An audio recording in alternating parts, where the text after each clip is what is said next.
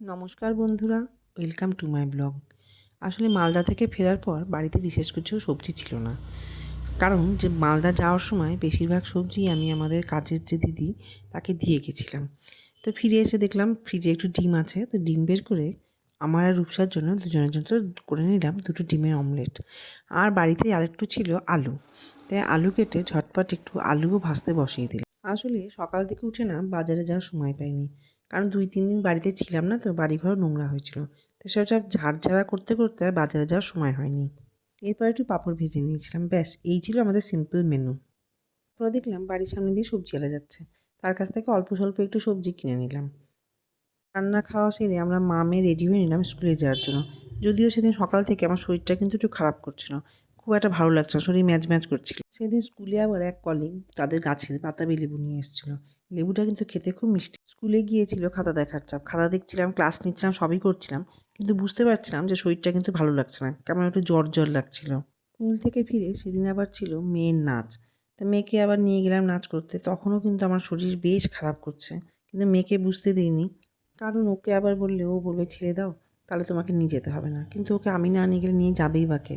তাই ওকে ওইসব না বলে সোজা নিয়ে গেলাম নাচের স্কুলে। এই যে নাচের স্কুলে এসেছি, এসে সব ঘুঙুর পরে রেডি হচ্ছে। এটা হচ্ছে ওদের স্কুলের ইউনিফর্ম, মেরুন আপার এবং লোয়ারটা হচ্ছে ঘিয়ে। কিন্তু আমার মেয়েকে এখনও ইউনিফর্ম দেয়নি স্যার, কারণ ওরা নতুন ভর্তি হয়েছে, তো ও আর একটা মেয়ে অনুষ্কা, এরা দুজন নতুন ভর্তি হয়, এখনও ইউনিফর্ম দেননি স্যার। এবং এদের দুজনকে একটু আলাদা করেও শেখান, কারণ ওদের সঙ্গে তো ওরা এখন পেরে উঠবে না, তাই এদেরকে একটু সাইজ করে স্যার নাচটা শেখান।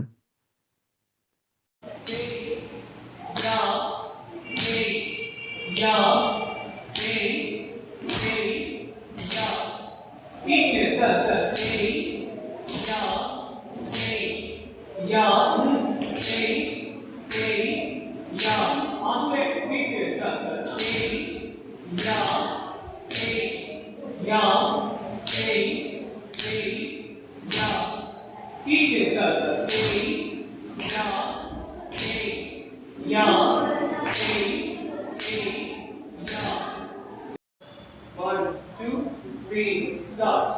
Now, am I muscle? Now.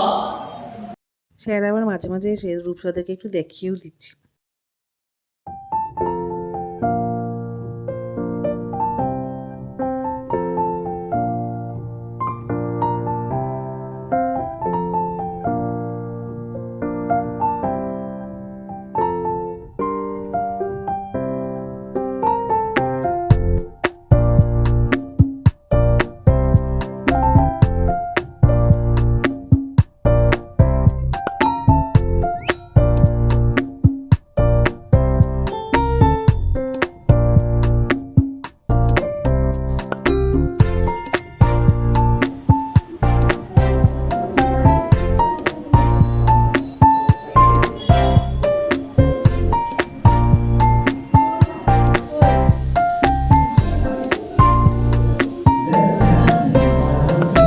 ছুটি হয়ে যাওয়ার পর সবাই এসে স্যারকে প্রণাম করে তারপরে সবাই বাড়ি যায়, এটাই হচ্ছে এখানকার একটা নিয়ম। এই নিয়মটা কিন্তু আমার কিন্তু বেশ ভালোই লাগে।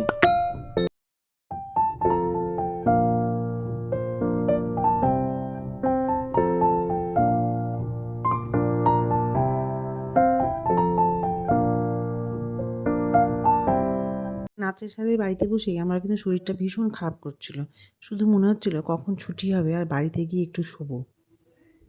বাড়িতে এসে শুয়েছি আর ব্যাস, বিছানা থেকে আর উঠতে পারিনি। জ্বর এসেছিল, টেম্পারেচার ছিল, কিন্তু তার থেকেও বেশি প্রচণ্ড গায়ে হাত পায়ে ব্যথা, গা ম্যাজ ম্যাজ করছে, মাথা ভার, চোখ কড়কড় করছে, বুঝতেই পারছি যে আর উঠতে আমি পারবো না। তখন রূপসাকে বলাতে ও বলল যে ঠিক আছে আমি দেখছি, তুমি শুয়ে থাকো, আমি দেখছি। তা আমি বললাম যে কিন্তু রাত্রে তুই কী খাবি? হ্যাঁ, আমার তখন এত শরীর খারাপ করছে যে আমি যে উঠে একটু কিছু করে দিব তারও উপায় ছিল না। আমি বললাম একটু মুড়ি টুড়ি কিছু খেয়ে নে, আমি তো আর কিছু খাবো না। তো ও বললো আমি দেখছি, বলে নিচে এসে ও কী করেছে, ম্যাগি বানিয়েছে। শুধু বানিয়েছে না, আবার আমি যেহেতু রান্না করার সময় ভিডিও করি সেটাও করেছে। তো যাই হোক, পরে আমাকে উপরে গিয়ে দেখালো, আমার ভালোই লাগলো। তা আমার জন্যও ম্যাগি বানিয়েছে, বানিয়ে নিয়ে গিয়ে আমাকে দিল। যখন ও এইভাবে ম্যাগি বানিয়ে নিয়ে গিয়ে আমাকে দিল, তখন সত্যি আমার এত ভালো লাগলো যে কি বলবো। তখন ভাবলাম যে হ্যাঁ, মেয়ে আমার সত্যিই বড় হয়েছে এবং মেয়েকে আমি সত্যিই ভালো একটা মেয়ে মানুষ করতে পেরেছি। এবং রাত্রেবেলাতে ওর হাতের এভাবে বানানো গরম ম্যাগি খেয়ে বেশ আরামই পেয়েছিলাম। গলার খুসখুস করছিল, ঠান্ডা লাগার ভাব বুঝতে পারছিলাম।